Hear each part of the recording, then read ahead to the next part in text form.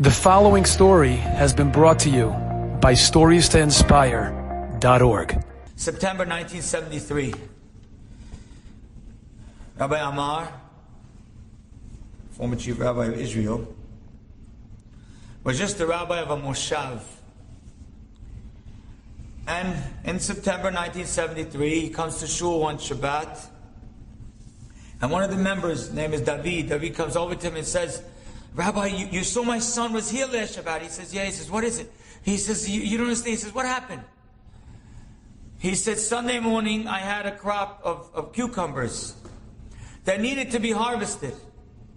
But my son is enlisted in the army and he had to go back.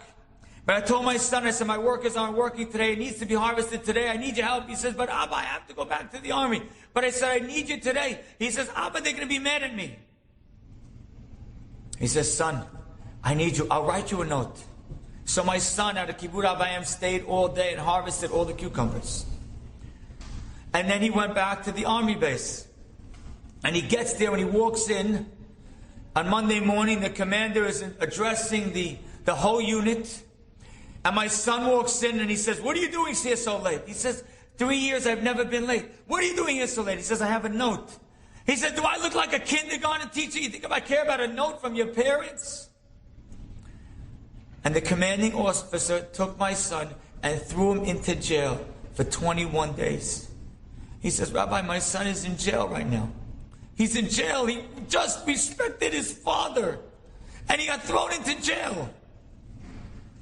And the rabbi told him the famous story of Rabbi Akiva. You know the story. We went to a town and a lot of bad things happened. Rabbi Akiva saw it all for the best, and it was. A few days later, it was Yom Kippur 1973. If you know anything about Yom Kippur 1973, that's the day the Yom Kippur War broke out. It's also the day that this entire unit went to war. It also was the day that led to the entire unit being wiped out. Besides David's son, who was saved because he was in jail from the cucumbers. We need to be ready to work. We need to be ready to grow. We need to be ready to do as best we can what's right.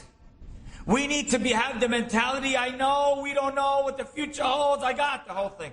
But we're going to build ladders, and step by step, we're going to reach the heavens. You can either have the mentality of an ant who's willing to grow and willing to create so much bigger than himself. Or you could be like the meraglim and look at yourself like a grasshopper. Enjoyed this story? Come again. Bring a friend. StoriesToInspire.org